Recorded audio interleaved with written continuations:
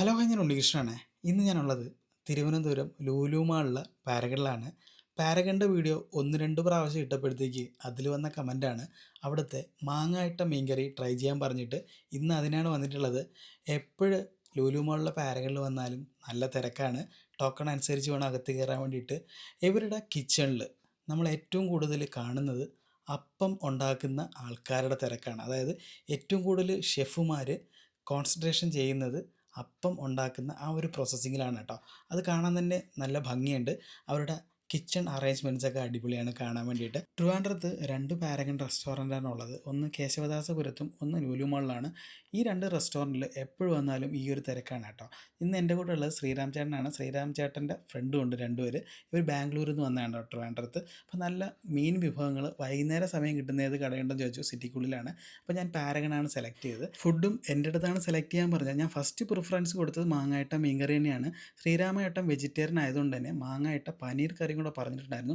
Side ഡിഷായിട്ട് ഒരു കൊഞ്ച് ഫ്രൈയും അതുപോലെ തന്നെ ചൂടപ്പമാണ്. ഫുഡിൻ്റെ പ്രസൻറ്റേഷൻ എല്ലാം എല്ലാവർക്കും വളരെയധികം ഇഷ്ടപ്പെട്ടു. മീൻകറി നല്ല മൺചട്ടിയിലാണ് അവർ സെർവ് ചെയ്തിട്ടുണ്ടായിരുന്നത്. നല്ല ആവി പറക്കുന്ന മീൻകറിയാണ്. അപ്പോൾ എല്ലാവരും ആകാംക്ഷയോടെ നോക്കിയിരിക്കേണ്ടത്. എന്ന് വെച്ചാൽ ഇവരെല്ലാവരും ഈ ഒരു ഫുഡ് ആദ്യമായിട്ടാണ് ട്രൈ ചെയ്യുന്നത്. എനിക്കും ആ ഒരു ആകാംക്ഷയുണ്ട് കേട്ടോ. ഞാനും ആദ്യമായിട്ടാണ് ആ മാങ്ങയിട്ട മീൻകറി ട്രൈ ചെയ്യുന്നത്. അപ്പം ശ്രീരാമേട്ടൻ വെജ് ചപ്പാത്തിയും പനീർ കറിയാണ് പറഞ്ഞിട്ടുണ്ടായിരുന്നത്. വെജിറ്റേറിയൻ പ്രേമികൾക്കും പാരഗണിൽ വന്നു കഴിഞ്ഞാൽ ഒരുപാട് ഡിഫറെൻറ്റ് ടൈപ്പായിട്ടുള്ള ഡിഷസ് കഴിക്കാൻ പറ്റും. അങ്ങനെ അവരെല്ലാവരും ഫസ്റ്റ് ട്രൈ ചെയ്യാൻ പോവാണ്. അതിൻ്റെ ഒരു സന്തോഷം അവരുടെ മുഖത്തുണ്ട് കേട്ടോ. അപ്പോൾ അവരുടെ അഭിപ്രായം എന്തെന്ന് അറിഞ്ഞിട്ടാണ് എനിക്കും ഒന്ന് ട്രൈ ചെയ്യാൻ വേണ്ടിയിട്ട്. എല്ലാവർക്കും നല്ലതുപോലെ ഇഷ്ടപ്പെട്ടു. ഇങ്ങനൊരു കോമ്പിനേഷനും ഇങ്ങനെ രുചിയുള്ള മീൻകറിയും അവർ ആദ്യമായിട്ടാണ് ട്രൈ ചെയ്തതെന്നും പറഞ്ഞു കേട്ടോ. അങ്ങനെ അവരുടെ അഭിപ്രായം അറിഞ്ഞിട്ട് ഞാനും കൂടെ ഒന്ന് കഴിക്കാമെന്ന് വിചാരിച്ചു. നല്ല ചൂട് പറക്കുന്ന മീൻകറി.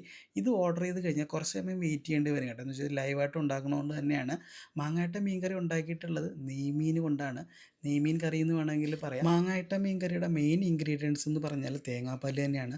അതുകൊണ്ടാണ് ഇതിൻ്റെ ഗ്രേവിക്ക് ഇത്രമാത്രം കട്ടിയുണ്ടായിരുന്നത് കേട്ടോ. കറി എടുത്ത് നമ്മൾ പ്ലേറ്റിലോട്ട് ഒഴിച്ചപ്പോൾ തന്നെ വല്ലാത്തൊരു മണവും കൂടെ ഫീൽ ചെയ്തു. അങ്ങനെ ആദ്യമായിട്ട് പാരഗണിലുള്ള മാങ്ങ ഇട്ട മീൻകറി ട്രൈ ചെയ്യാണ്. ചൂടപ്പത്തിൻ്റെ കൂടെയാണ് ഈ ഒരു കറി കോമ്പിനേഷനായിട്ടുള്ളത്. നെയ്മീനായിരുന്നാലും നല്ല അടിപൊളിയായിട്ട് വെന്തിട്ടുണ്ടായിരുന്നു. അങ്ങനെ ലേശം നെയ്മീൻ്റെ പീസും കുറച്ച് ഗ്രേവിയും കൂടെ ചേർത്ത് കഴിച്ചു. എൻ്റെ അമ്മോ, പൊളി ടേസ്റ്റാണ് കേട്ടോ. ഒരു രക്ഷയില്ല. ഫസ്റ്റ് ട്രൈ ചെയ്തുകൊണ്ട് തന്നെ അതിൻ്റെ രുചി നമുക്ക് പറയാൻ പറ്റാത്തൊരു രീതിയിലാണ്. തേങ്ങാപ്പാൽ എടുത്തു പറയേണ്ടതാണ് കേട്ടോ. അതുപോലെ തന്നെ ചെറിയൊരു മധുരവും കറിക്കുണ്ടായിരുന്നു. മീനായിരുന്നാലും നല്ല ഫ്രഷോടുകൂടി ചെയ്തിട്ടുണ്ട്. ചൂടപ്പത്തിൻ്റെ കൂടെ ഈ ഒരു ചൂട് മീൻ കറിയും കൂടെ കഴിക്കുമ്പോൾ വേറെ ലെവലാണ്. എടുത്തു പറയേണ്ടത് ഇതിൻ്റെ ഗ്രേവി തന്നെയാണ്.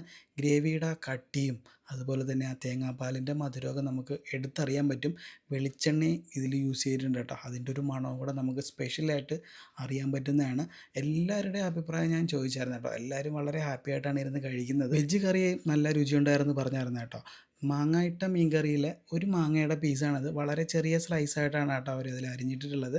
ലേശം ഗ്രേവിയും കൂടെ ചേർത്ത് മാങ്ങ മാത്രം ഞാനൊന്ന് കഴിക്കാമെന്ന് വിചാരിച്ചു. മാങ്ങ കഴിച്ചപ്പോഴുണ്ടെന്ന് വെച്ചാൽ മാങ്ങയ്ക്ക് ചെറിയൊരു മധുരങ്ങളുണ്ട് കേട്ടോ. ആ ഒരു മധുരം നമ്മുടെ ഈ ഒരു കറിയിൽ വന്നിട്ടുണ്ടായിരുന്നു.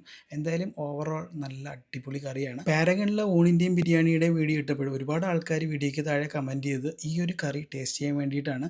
പറഞ്ഞതുപോലെ തന്നെ കറിക്ക് അത്രമാത്രം രുചിയുണ്ട് കേട്ടോ.